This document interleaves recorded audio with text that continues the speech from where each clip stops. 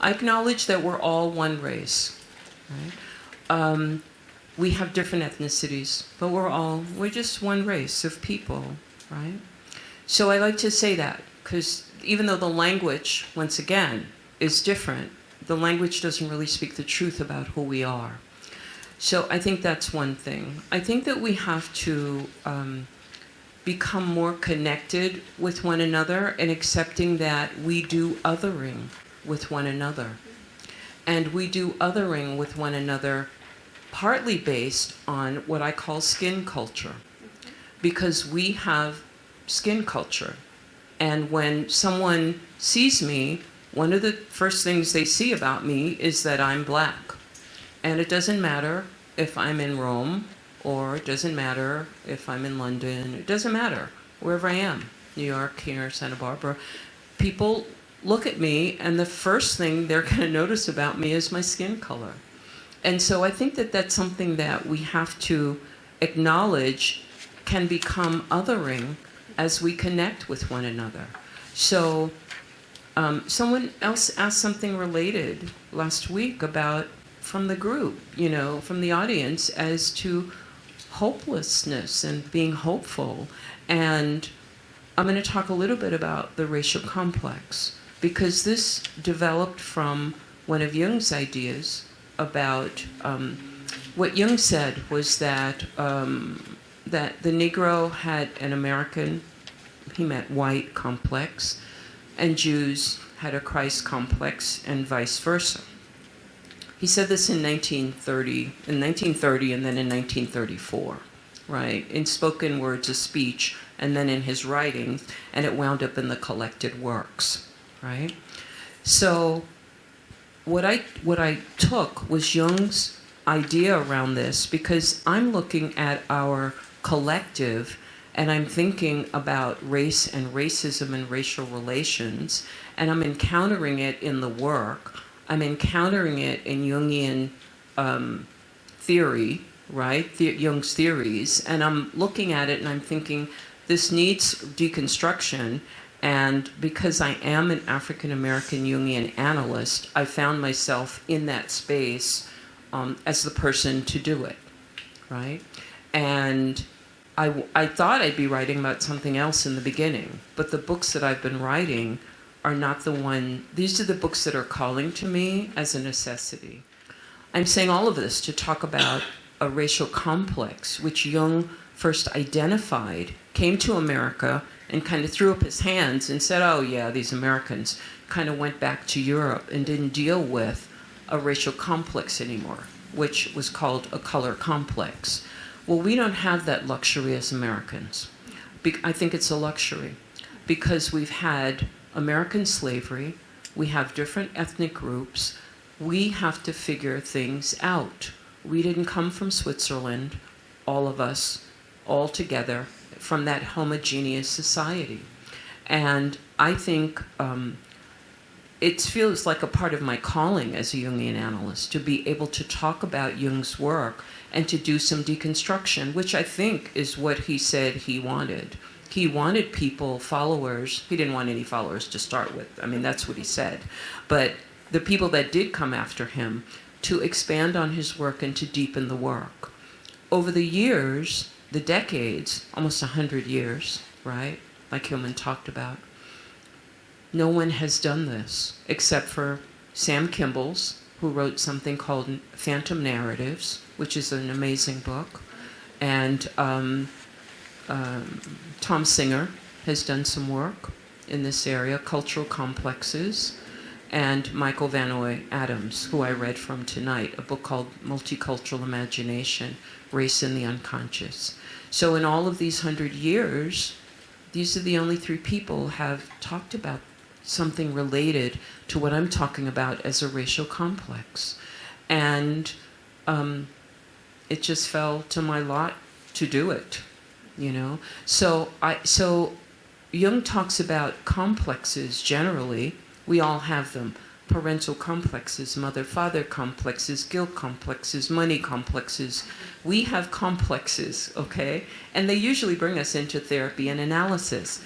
We have these complexes. So I'm working with bringing Jung's minimal words. He didn't say more than 50 words about this complex, right, between Negro and white, and putting it in a 21st century context to help us think about our racial relationships, right? And so a racial complex, like any complex, doesn't disappear. Jung says that our complexes do not go away. That's been my experience with my own personal analysis. And I still have the complexes. They haven't gone away. My patients that I've worked with, their complexes haven't disappeared. My friends, I look at family members, complexes don't go away. I think Jung had that right. So why would I expect that a racial complex that had the severe issues that I think they present for us, because we're not even talking the language. Like, speaking of language, like most of us, we don't even have the language to frame our ideas around what are we talking about, like to know what we're talking about. And this exists within us in our collective, because a lot of times we don't even meet people of other ethnicities unless we see them on the TV. I think that that is still true. You'd be amazed. You'd be amazed how many times someone will say to me, never really talked to anybody black before. Okay? That's still happening. If we cannot have basic conversations with one another, where do we place hope? Because we're not even talking. Do you see what I mean? So I remember once I listened to a lecture that James Hillman was giving, and he said he was feeling hopeless, right? And I thought, well, that's discouraging, right? That's discouraging. But I mean, I understand a part of what he said, especially if I think about it in terms of a complex. Hillman in Dream in the Underworld, in my opinion, does not much better than Jung in his consideration of Africanness in dreams. And I want to say this is an earlier Hillman than later on. At the time of this writing, 1979, Hillman says, and I quote, "It is Jungian convention to take these blacks as shadows, a convention to which there can be no objection," end quote. So I want to give that quote by Hillman because he did say something different later on and talked about the sociological as opposed to the psychological.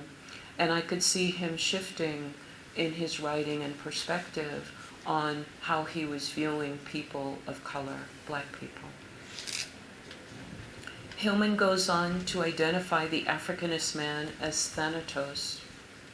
He says, "I think it would be archetypally more correct, and so more psychological, to consider black persons in dreams in terms of their resemblance with this underworld context. In other words, their terrifying aspect must be where their true dynamic lies. They present death. The repressed is death, and death dignifies them," end of quote. I don't agree with that, and we can talk about that later if we'd like. Most Africanist people agree to let whites say whatever they want because there is a cultural Africanist assumption that they may make up stories about Africanist people to suit their own needs for power and privilege. Women such as Bell Hooks, Toni Morrison, and several others use words to illustrate the pathology of these made-up stories. Psychic imagination as it relates to African Americans and Caucasians, archetypal colors of black and white, always wind up in the arena of culture. I believe this is because the cultural psyche does influence our individual psyches in a movement of exchange. In the same way, I also believe we will always have racism because archetypally there must always be a victim and a persecutor. we must always create an other to maintain strength of the ego, and I believe this to be archetypal. I quote Michael Adams again from his chapter, The Color Complex. Here's the quote. The white ego is a white ethic of discipline, restraint, control. I do not mean that whites are in actuality more disciplined, restrained, and controlled than blacks. What I mean is that in order to sustain this ethic as an ideal, the white self requires a black other. If the black other did not exist, the white self would have to invent it. Racism or colorism is such an intractable problem because the very presence of the white ego is dependent on the maintenance of a color complex that enable whites to define the self in opposition to an other. In this sense, blacks function as an effigy of all those primitive, in quotes, capacities that whites believe they have relinquished in an effort to become more civilized. That word is also in quotes, and that's the end of the quote from Michael Adams. In 1987, Polly Young Eisendrath wrote an article for Quadrant entitled The Absence of Black Americans as Jungian Analyst. I sat in an auditorium a few years ago as John Gosling, who is a Jungian analyst, responded to my question regarding Africanist people not becoming Jungian analysts. If he had any indication as to why this was, since he had lived in both America, graduating from the C.G. Jung Institute in New York, which is where I also graduated from, and where he was a practicing Jungian analyst in his native South Africa. Gosling said that there was an absence of Jungians of Africanist descent, not just in America, but around the world. The way he said these words brought a certain sadness to me. The richness of Jungian and archetypal psychology, of which so much comes from Africa, cannot be realized by individuals of this ethnic lineage.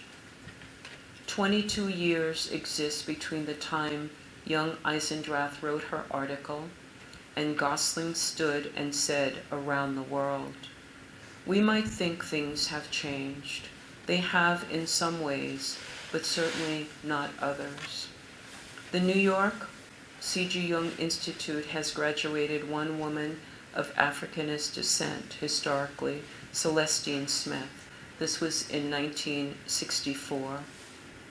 I graduated after that, few decades after. What does this say about Jungian training programs, psychology, and Jungian placement in American culture? What does it say about Jungian language with all of its racial nuances, overtones, condemnation of blacks to the negative and death, which have influenced the absence of an entire ethnic group from participation? Gosling stated that traditional healers in South Africa refused to work with them in doing healing work. He states that they, the Jungians there, have made overtures in this direction. I assume a deep lack of trust.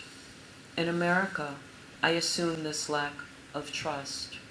Racism is embedded in American institutions. I believe there needs to be an increase in self-reflection on the part of the Jungian collective and a demonstrated effort at deconstruction of Eurocentric psychological language which alienates African Americans. Language speaks. Unfortunately, oftentimes, Jungian psychology can only hear the sound of archetypal black equated to the very human African Americans. Now, this is the place I find myself right now to be sharing something that I think is important for depth psychology, right? So that's like, it's kind of an intercultural thing just because of the culture of depth psychology, which has been white. And I don't think our depth psychology people in the 21st century I don't think we want that. And so, I don't know. Tom Singer talks about cultural complexes. I become even more specific within that, talking about a racial complex. I'm calling it by that name, right? Because it's kind of like calling it out rather than cloaking it under cultural complex, which is great to talk about cultural complex. But I want to talk about racial complexes because I think that's where we keep getting stuck. And so even if we just come together and talk about it like this, it's okay. I don't feel bad or guilty or weird talking about it to a room full of white people. That doesn't, with the exception, 3 of us, maybe the 4 of us, right? It's like, because that's depth psychology. I've been in this system.